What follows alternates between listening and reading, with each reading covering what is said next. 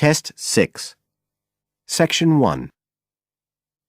You will hear a woman phoning the local council about an abandoned vehicle. First, you have some time to look at questions 1 to 6 on page 128.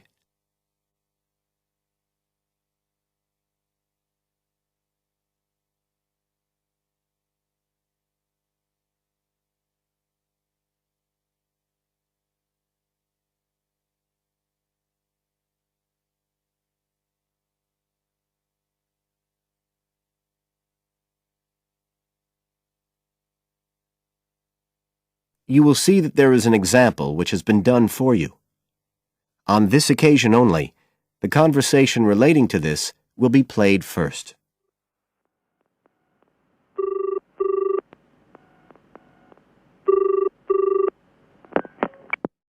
Environmental Health Department, Paul speaking. Oh, hello. I wanted to report a vehicle that's been left parked near where I live. I think it's been abandoned. I wondered if the council could arrange to get it towed away. Have I got through to the right department? Yes, you have. If I could just take a few details. Your name, please? Mrs. Shefford. Thank you. The caller's name is Mrs. Shefford, so Mrs. Shefford has been written in the space. Now we shall begin. You should answer the questions as you listen, because you will not hear the recording a second time. Listen carefully and answer questions 1 to 6.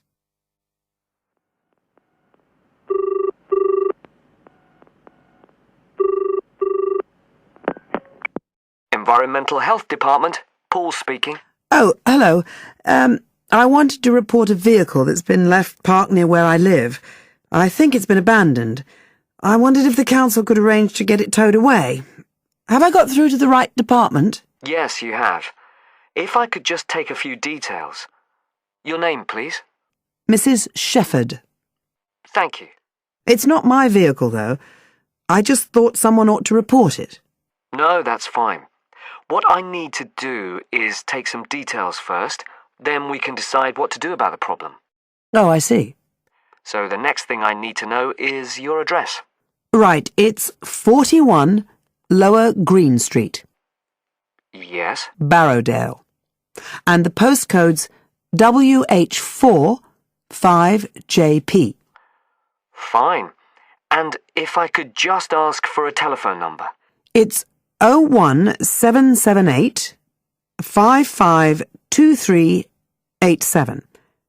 I'm out quite a lot, but you can just leave a message on the answer phone if you need to. Or I could give you my mobile number. That's all right, don't worry. Now, could you tell me a little more about this vehicle? You say it's been abandoned. Well, it certainly looks like it. Can you give me an idea of where it is? Yes, it's near the main road that goes through Barrowdale. Is that the A69? Yes, that's right. Now, there's the primary school just towards the end of the village, and then next to that, next to the children's playground, there's a field, and it's in there. Oh. I wonder how it got in there. Well, there's a gate to allow farm machinery in and out. I thought something ought to be done about it. The children from the school might start playing in the vehicle and lock themselves in or something. Yes, you are quite right to report it. And what type of vehicle are we talking about here? It's a van, actually. You know, the sort with just a couple of little windows at the back. Right. You don't happen to know the make and model, do you? Oh, yes. I went and had a look and got all the details. I thought you might need them. I'm surprised the school hasn't contacted you about it. Anyway, I wrote the details down. Right. It's a Catala, and the model's a Flyer 2000. Is that Flyer? That's right. Very good. And the colour? Well, it's not all that easy to see because it's absolutely filthy. And actually, it looks as if it's had a paint job at some stage. It's blue, but you can just see white underneath where it's been scratched. Right. Well, I'll just make a note of the present colour, and if you could just tell me the vehicle number. Did you make a note of that? Oh, yes. It's S322 GEC. Okay. Before you hear the rest of the conversation, you have some time to look at questions 7 to 10 on page 128.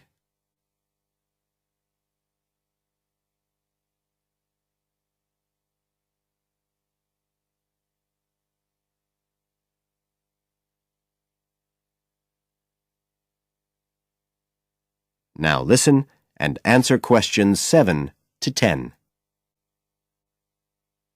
And it sounds as if the general condition of the vehicle isn't too good, from what you say. No, it's pretty poor. It wouldn't be drivable. It's got a flat tire and there's a crack in the windscreen. I reckon someone just wanted to get rid of it. That's usually the way. It's been there for nearly a week. No, it must be 8 days. I remember it was a Sunday morning when I noticed it. It wasn't there the day before. I walk past it most days on the way to the shops. I'd have thought the school would have reported it. Does the field actually belong to the school? No, it's part of Hill Farm Estate. Right. I'll just make a note of that. And I don't suppose you have any information about who might own the vehicle? No, I've no idea. So what will you do now? Well, we'll come and have a look and see if we can trace the owner. And if we can't, the vehicle will be removed as rapidly as the law permits. It could be anything up to 20 days. One thing I should say, I'm quite sure this doesn't belong to anyone round here. I'd definitely recognise it if it was from someone who lived here. So you don't think it was anyone local? Right. I'd say at a guess we're looking at a stolen vehicle here. I did wonder if it might have been. You hear such a lot about car thieves nowadays. Well, we certainly will be looking into that possibility. Anyway, thank you for contacting us, Mrs. Shefford, and we'll keep you informed of what happens. Right. Thank you very much. Goodbye. Goodbye. That is the end of section 1. You now have half a minute to check your answers.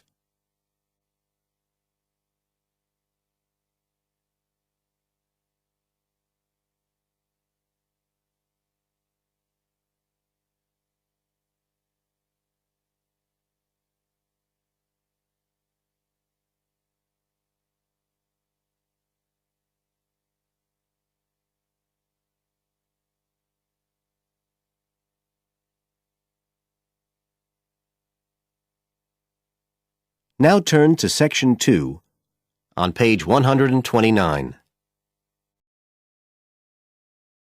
Section 2. You will hear a tour guide talking to a group of tourists who are visiting a historic town on the east coast of the USA. First, you have some time to look at questions 11 to 17 on page 129.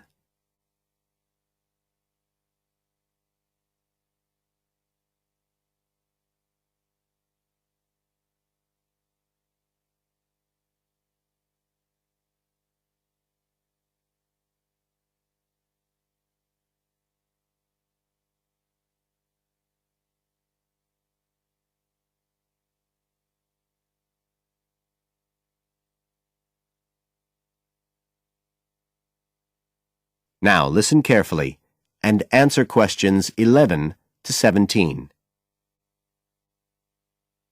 Right. So here we are in Fairhaven, and we have a couple of hours to spend in this historic center before we carry on to our motel. And as you'll know from the itinerary of our trip, we're visiting Fairhaven because of its historical links with a man called Manjiro Nakahama. So I'll begin by giving you a brief overview of his life, and then you can explore the town at your leisure.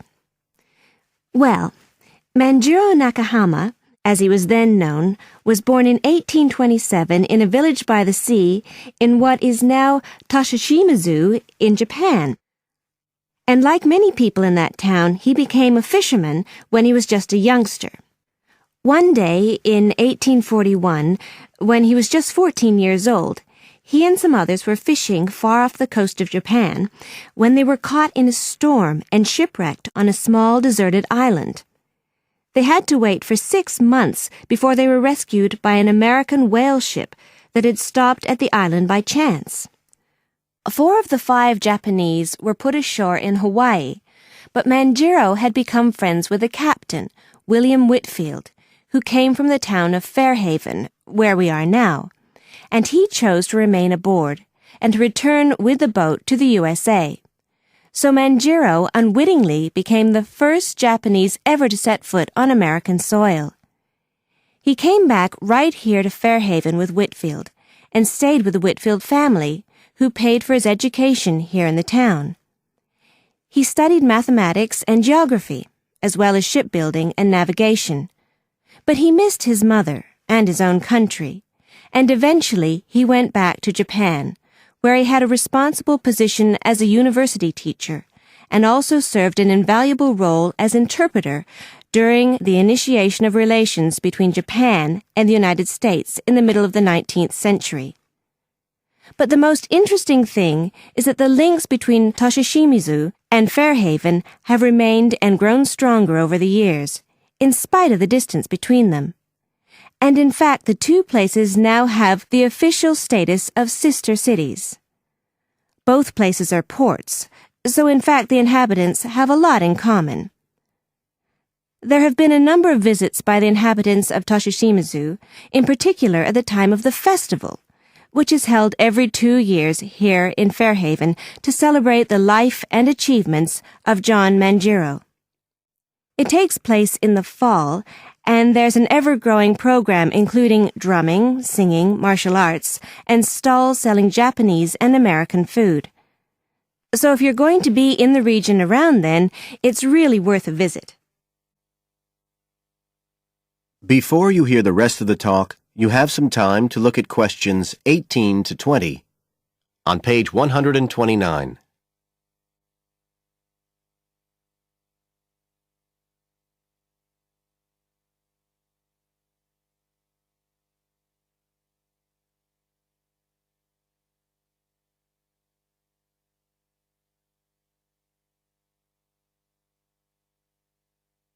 Now listen and answer questions 18 to 20. Now, many of the buildings that Manjiro Nakahama knew in Fairhaven are still standing today. And so if you'd just like to hand round some copies of this map, I'll suggest the best route to follow to see them. Okay, so if you look at the bottom of the map, you can see the Millicent Library, and that's where we are now. Now, to follow the John Manjiro Trail, you go out of here along Center Street and then head up Main Street until you get to Pilgrim Avenue. Go down there and turn right at the end. Go straight on, and just on the corner with Oxford Street, you'll see a 2-story house. This is the Whitfield family house, and this is where Manjiro first stayed when he came to Fairhaven. It's still a private residence, so please respect the owner's privacy. Okay, now if you carry on along Oxford Street, then turn left at the end, you'll come to North Street, and about halfway down there is what's known as Old Oxford School. This was the very same school that Manjiro attended when he lived here. It was considered to be the best school in town because of the quality of the building. Unusually, it was built of stone, and the quality of the teaching. Nowadays, it's usually closed, except on special occasions. Go on to the end of North Street and turn the corner onto Adams Street. If you follow the road down back towards the library, you go round a couple of sharp bends, and on the second of these, you can see the School of Navigation, which Manjiro also attended. And if you follow the road on, you'll soon find yourself back here at the library. And I'd suggest you spend some time looking around that too, if you have any time left. Right. Now, does anyone have any questions? That is the end of section 2. You now have half a minute to check your answers.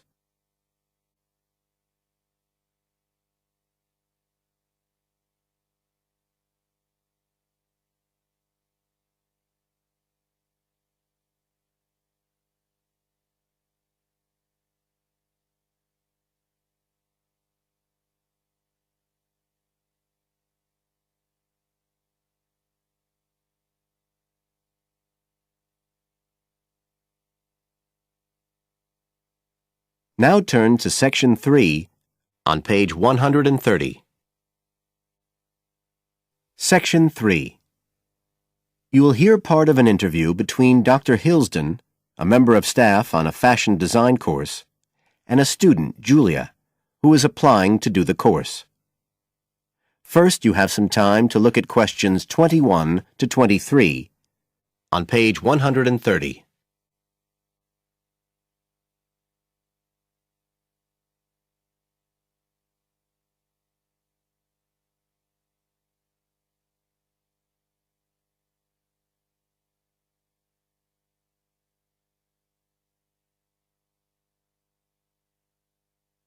Now listen carefully and answer questions 21 to 23. Right, Julia. So, from your CV and portfolio, and what you've already told me, you seem to be very much the sort of person we're looking for on the postgraduate course. So tell me, you finished your fashion design course in London 4 years ago. Did you think of carrying straight on and doing a higher degree at the time? Yes, but there were financial pressures. So I ended up working in the retail industry, as you can see from my CV. And actually, it was a very useful experience. In what way? Well, I was lucky to get the job with Fashion Now. They're a big store. And one of my priorities was to get as much experience as possible in different areas. So that was good because I had the chance to work in lots of different departments. And having direct contact with the customers meant I was able to see how they reacted to innovation, to new fashion ideas. Because with Fashion Now, a designer might show something in New York or Milan, and there'll be something similar in the shop within weeks. So that was probably the most useful thing for me. Right. And so what's made you decide to do a postgraduate course now? Well, while I enjoyed working at Fashion Now, and I learned a lot there, I felt, the way forward would have been to develop my managerial skills, rather than my skills in fashion design, and I'm not sure that's what I want to do. Yes. When I was doing my degree in London, I'd been interested in women's wear, but I know that there's been a lot of work done in areas like new fabric construction. And though I'm not intending to go too deeply into the technology, I'd be very interested in looking at how new fabrics could be used in children's wear. So I'd like the chance to pursue that line. Yes, good. And are you at all concerned about what it's going to be like coming back into an academic context after being away from it for several years? No, I'm looking forward to it. But I'm basically more interested in the application than the theory. Or at least that's what I've found so far, and I'm hoping the course will give me the contacts and skills I need eventually to set up my own enterprise. I'm particularly interested by the overseas links that the department has. Yes, many of our students look overseas or to international companies for sponsorship of their projects. You now have some time to look at questions 24 to 30 on pages 130 and 131.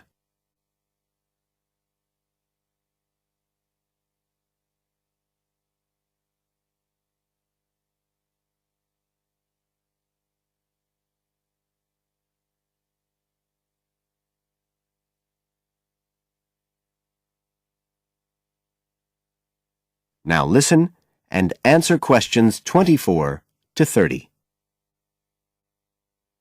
And the facilities here look excellent. I just went to look at the library. It's really impressive. There's so much room compared with the one at my old university. Yes, most students find it's a good place to study. And there are link-ups to other universities, of course, and all the usual electronic sources. The staff run an information skills programme, which we recommend all postgraduates do in the first week or two. Design students find these special collections particularly useful. Yes. Then we have a separate computer centre, which has its own academic coordinator, Tim Spender. He's got a background in art design, and the ethos of the centre is that it's a studio for innovation and creativity, rather than a computer laboratory. Oh, right. I liked the study spaces where students can sit and discuss work together. Very useful for joint projects. We always had to do that sort of thing in the cafeteria when I was an undergraduate. And I read in the brochure that there's a separate resource for photography. Yes, it's called Photomedia. It's not just for photography, but things like digital imaging and new media. It's a resource for all our students, not just fashion design. And we encourage students to work there, producing work that crosses disciplinary boundaries. It's well used. In fact, it's doubled in size since it was set up 3 years ago. And we also have an offshoot from that, which is called Time-Based Media. This is for students who want to develop their ideas in the area of the moving image or sound. That's in a new building that was specially built for it just last year. But there are plans to expand it, as the present facilities are overstretched already. Right. Now, is there anything you'd like to ask about the course itself? I know it's a combination of taught modules and a specialist project, but how does assessment fit in? Well, as you'd expect on a course of this nature, it's an ongoing process. The degree course has 4 stages, and there are what we call progress reviews at the end of each of the first 3. Then the final assessment is based on your project. You have to produce a report, which is a critical reflection on your work. And is there some sort of fashion show? There's an exhibition. The projects aren't all focused on clothes as such. Some are more experimental, so that seems more appropriate.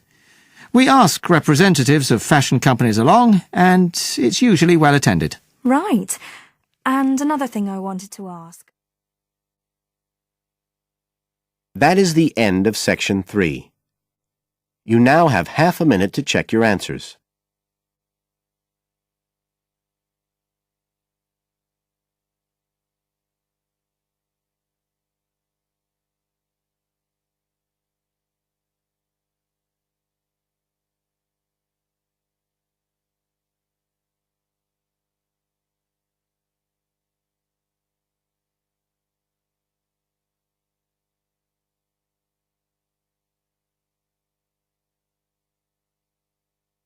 Now turn to Section 4, on page 131.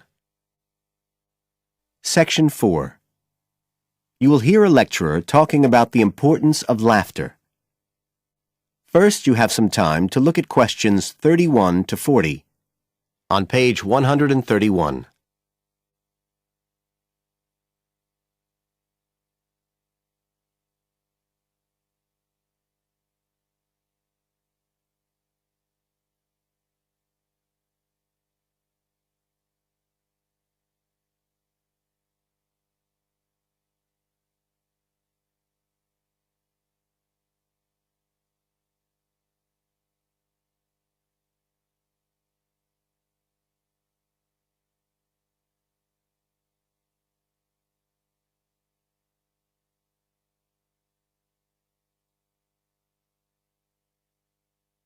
Now listen carefully and answer questions 31 to 40.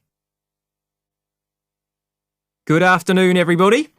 And in our second talk on social psychology, I want to look at the role of laughter in our lives, something that usually gets everyone smiling from the start. So, first of all, I'll start by looking at the actual nature of laughter. Well, when someone laughs, you've got movement of the muscles of the face and the chest, and you've got sound formed when the air's forced out of the body as part of this process. So we're talking about a physical activity. But obviously other things are involved as well, and this is where it gets more complicated. Laughing isn't something that you normally decide to do, so it's not voluntary behaviour like ordinary speech. Instead, it's regulated by our instincts, rather like the singing of a bird or the roaring of a lion. And once you start to laugh, it can be quite hard to stop. That's not always under your conscious control either. But why do we laugh? Because we find something funny, most of us would say. But in fact, it appears that laughter has little to do with jokes or funny stories. Only about 10% of laughter is caused by things like that. One suggestion is that human laughter may have originally started out as a shared response to signal relief at the passing of danger. And it's true that even these days, laughter's rarely an activity carried out by an individual on his or her own. In fact, people are 30 times more likely to laugh when they're with other people than when they're completely alone. Laughter still seems to be a kind of social signal. It occurs when people are in a group and they're comfortable with one another. And it seems likely that laughter can result in the creation of bonds between the people in the group. And it's precisely because of this social aspect of laughter that people like public speakers and politicians often try to get their audience to laugh. It encourages their listeners to trust them and to connect with them. But this kind of thing, controlling the laughter of a group that is, indicates that there's a link between laughter and power. And this is supported by several studies that indicate that bosses use humour more than their employees. And research has also shown that female listeners are likely to laugh much more if the speaker is male. So it appears that there are gender issues associated with how much we laugh. I should also point out that laughter can be used as a negative signal as well as a positive one. I think we've all probably seen evidence of a group using laughter to exclude someone, to emphasise that they are not accepted. So it's not always a positive type of behaviour either.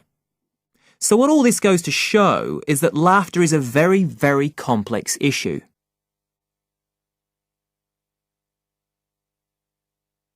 It does appear, however, that laughter has definite benefits. If we look first at the psychological aspects, we know that people often tend to store negative emotions such as anger, sadness and fear, rather than expressing them. And it seems that laughter provides a harmless way for the release of these emotions. But there are also clear physical effects that have been monitored too. For example, laughter is good aerobic exercise. It speeds up heart rate and respiration and raises blood pressure. One researcher suggests that 100 laughs a day is the equivalent of 10 minutes jogging. Laughter also helps prevent the stress that so many people suffer from today, which results from the faster pace of life and all that goes with it. It does this by reducing the levels of hormones in the blood which are caused by stress. And in addition, it is known to increase the levels of chemicals that protect the body from infection or pain, and so it helps to boost the immune system. One interesting study showed that people who had had surgical operations asked for fewer painkillers if they'd been viewing comic films. In fact, research has even shown that the quality of dreams can be positively affected by laughter. A good laugh 10 minutes before going to sleep can prevent you from having bad dreams and give a much more pleasant and restorative night's sleep. So there's now little argument that finding things funny and enjoying a good laugh is extremely beneficial to us all. What we need to consider now are the ways in which laughter can be used as a treatment for people who... That is the end of section 4. You now have half a minute to check your answers.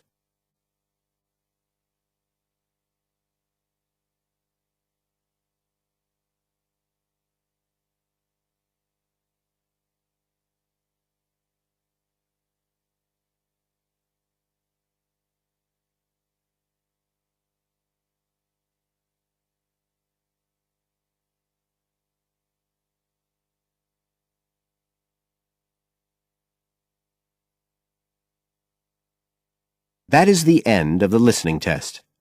You now have 10 minutes to transfer your answers to the separate answer sheet.